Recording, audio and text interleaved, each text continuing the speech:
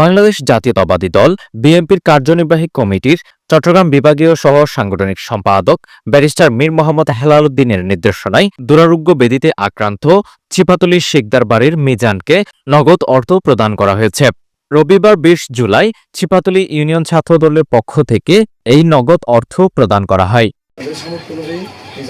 এ সময় ইউনিয়ন ছাত্রদলের সভাপতি মোহাম্মদ সাজ্জাদ হোসেন বলেন, জননেতা ব্যারিস্টার মীর মোহাম্মদ হেলাল ভাই আমাদের এলাকার মিজানের অসুস্থতার কথা শোনার পর নির্দেশনা দেন তার পাশে দাঁড়াতে।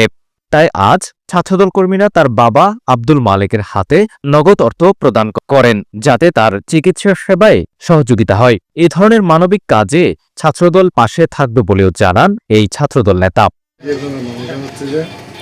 মিজান অসুস্থ দীর্ঘদিন পর্যন্ত ওনার পরিবার সর্বহারা হয়ে গেছে।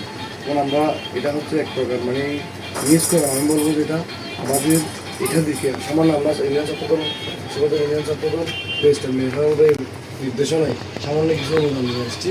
এবং আমি এটার থেকে যারা সমাজের দানবীর যারা বৃত্তশালী ব্যক্তিগণ করেছেন তাদেরকে আমি আবেদন করবো যে আপনাদের সামর্থ্য অনুযায়ী মিজানের পাশে আপনারা দাঁড়াবেন। এটার জন্য আমরা আজকে মূলত ভিডিওটা আমার এটা আমরা এমনি এসে দিয়ে দিতে পারতাম। আমাদের ছোটো একটা আয়োজন থেকে আপনারা অনুপ্রেরিত হবেন।